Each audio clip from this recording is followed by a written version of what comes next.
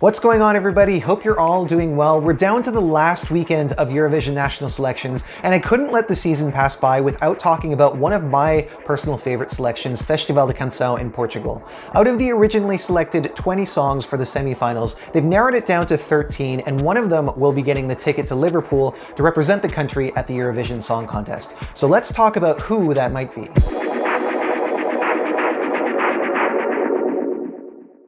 So when I speak to other Eurovision fans about national selections, I often consider their opinion of Festival da Canção to be a bit of a litmus test to see whether or not I'll connect with them on a musical taste level. I consider it to be among the best of all the selections that we have pretty much every year.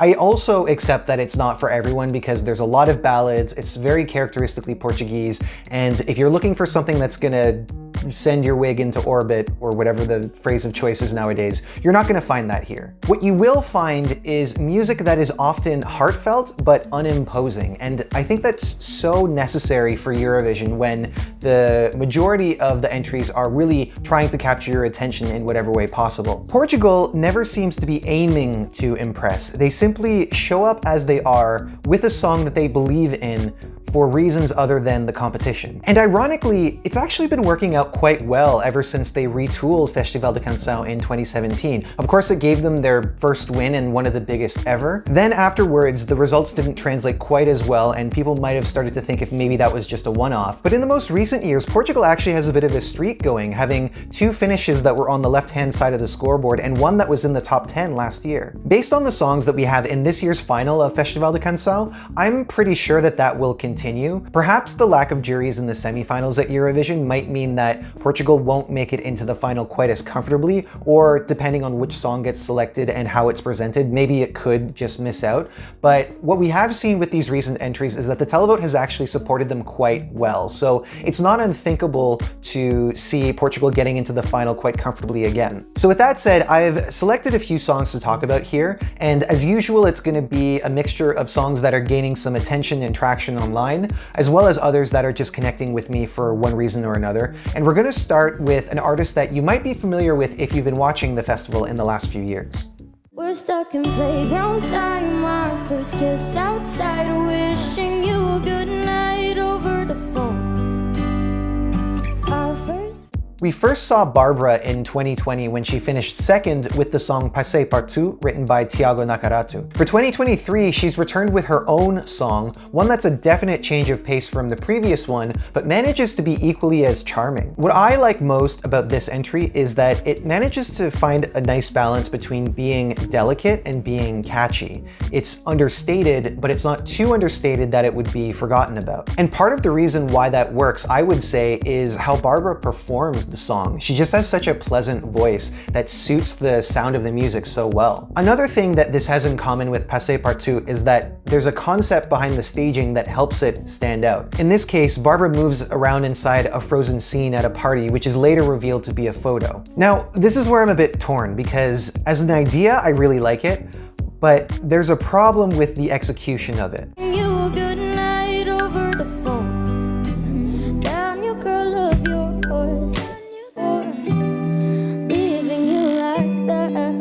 Yeah, this kind of frozen in time effect is really hard to pull off in a convincing way in a live setting, and you can't blame the actors for needing to perform regular human functions like blinking and breathing. And so the problem becomes, rather than getting absorbed into the song, I find myself focusing on them and thinking about how uncomfortable it must be to be holding those positions for so long and feeling tense on their behalf. So while I think that the song is definitely worthy of Eurovision, and I think that it's performed very well, I think that if this were to be selected, they would need a completely new idea. Now, you could shelve this idea and bring it out later for a music video, which would be a lot easier to do because you can make as many takes as are necessary, and you can make all the adjustments that you need so as to not break the illusion. For a live performance, I think it's just way too hard to pull this off in a convincing way. Still an admirable effort, but one that would definitely need to change if this were to be selected.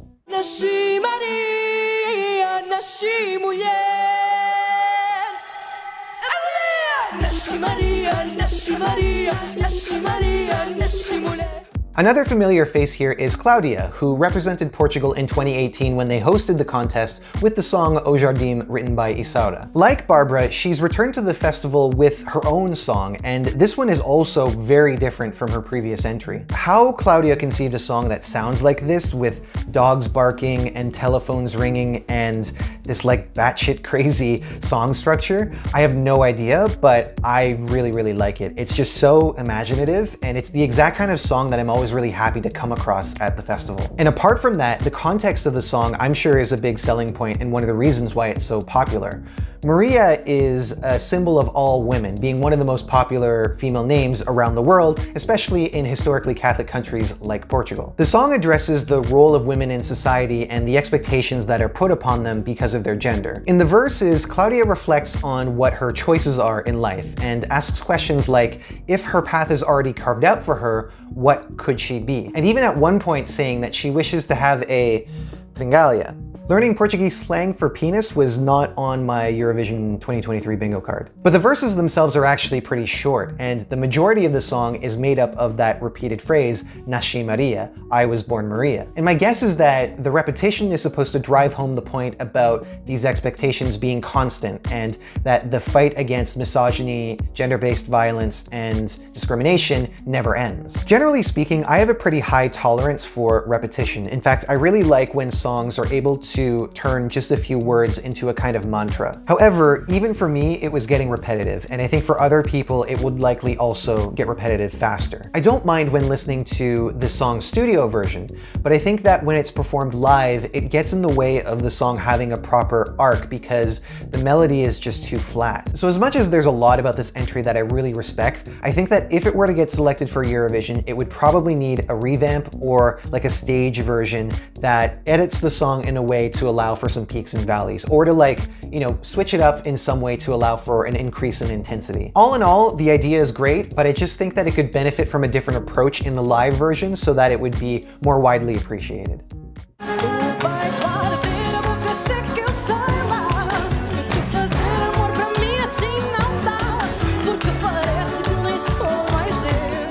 Ai Coração is one of the most viewed performances of all of this year's entries. In fact, only this song and Nasci Maria have surpassed the 200,000 view mark on YouTube, whereas the rest haven't even passed 100,000. So needless to say, it's pretty popular, and for good reason, because the performance is amazing. She is the exact kind of performer that a theatrical song like this needs. She just has so much confidence and grace and pulled off the whole thing like it was nothing. And unlike Nasci Maria, this song has those missing qualities where you have the high energy and low energy moments, and the overall arc is pretty clear. It's very enjoyable to watch, and given the popularity of it, this could be our song. I am a bit reluctant to say with any certainty like this is definitely going to be it or that this is most likely to be it, because I find that Festival da Canção is rarely that predictable. But I think it's safe to say that this is definitely a contender, possibly, you know, the televote winner. And if this were to go to Eurovision, there's just one doubt that I would have, and I'm honestly not sure how valid it is. I have this feeling that these entries that lean into musical theater aesthetics are a bit of a harder sell when they're put among a crop of other entries that are not that are kind of more typical musical presentations. It's almost as if the songs have a hard time blending into the stage. It's almost like they exist in front of it rather than being a part of it. But anyway, that might not be worth anything. This entry is clearly deserving of some praise, and I would certainly be happy if this were the song for Portugal.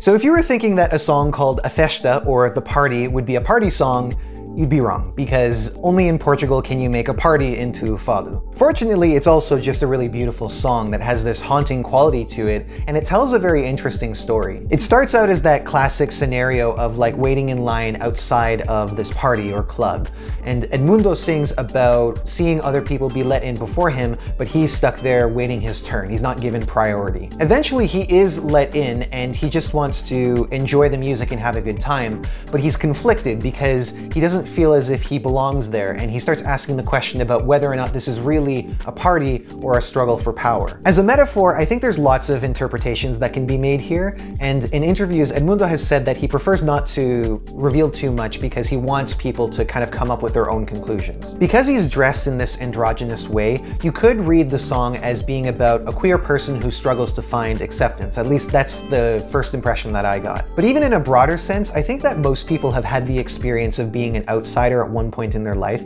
and sometimes even in this exact scenario, which is something that I've gone through, and I think that it's actually a pretty smart way of getting the idea across. Because of how the results have gone in some of the previous festivals that I've seen, I would say that this is probably a contender for a really good jury score. With the televote, I find it's a bit less predictable, and I wouldn't be that surprised if they ended up going more towards some of the other entries. But I think that this is a great package overall. It's beautifully performed and has this really compelling story behind it, so if it were to be chosen, I'd be pretty happy. Tão diz se me queres levar também. É tão diz mesmo.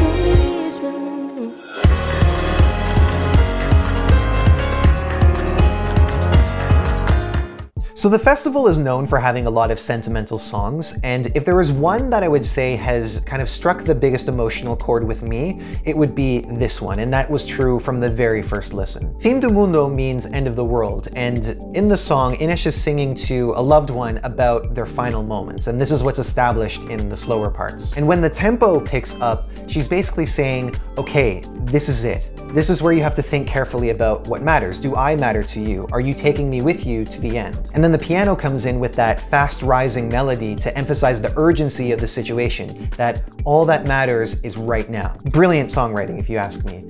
And I love when you can make a clear connection between the instrumental choices and the context of a song, because that's composing. That's choosing musical elements that are meaningful, not just trendy or catchy or there for the sake of it. One area of doubt for a lot of people is how the song is staged, and I kind of understand where they're coming from, but I still do appreciate that there is enough progression. There's more progression in this one than we see in some other entries, with Inês moving to and from the piano, having the dancers come in midway through, and then having that end where the lights are just on her. I think that there's a lot there that can be built upon. And that's the area where I would be really excited if this were to go to Eurovision, because I could see this really being elevated, much like we've seen with some of the previous entries, and it's definitely part of the reason for why they've been doing so well. So needless to say, I'm a fan, and I'll definitely be hoping for this one to at least be a contender. Por tudo aquilo que hoje tenho, quero voar pra longe, comprar uma casa e Povo is one of the most restrained songs that we have in the final. It's very acoustic, and a lot of the progression comes just from his voice. Because his voice is so central to the song and performance, the emotional weight is pretty much entirely on his shoulders. There's not a lot else that happens in the music that really contributes to it quite as much as he does. And so musically speaking, I have nothing to complain about. I find it really enjoyable. Perhaps for a number of other people, they would find it just a bit too slow to get into, and maybe for that reason it wouldn't be the best choice for Eurovision. But given the amount of emotion that he pours into his voice, I think that it could still reach enough people in order to get beyond that. For me, the biggest issue is how it looks. I find it way too bright and lacking color, and I mean that is also sort of like my personal taste when it comes to how these kinds of songs should be presented, but I do think that it would be made better if there was some accenting color put in and that the lights were toned down so that there was a bit more shadows on him. The other issue that I have has to do with direction, and I'm not sure if it was that Evandro was told to look in the camera or that he just felt that he needed to, but especially at the beginning of the song, you could see that he was struggling to find where they were, and he ended up looking pretty lost. The idea that you have to look into the camera is a myth, and I think that it's only necessary if it's motivated by the dialogue in the song. In this case, he's not singing to any particular individual, he's just kind of expressing his own thoughts and ideas, so he could be performing this equally as effectively while looking at the ground or with his eyes closed. So if he needs to look into the camera, if it's more comfortable for him, then I would say just look at the ones up front. Don't worry about the side angles. It will be just as effective if he's looking straight ahead, and just focus on singing because he sings so well.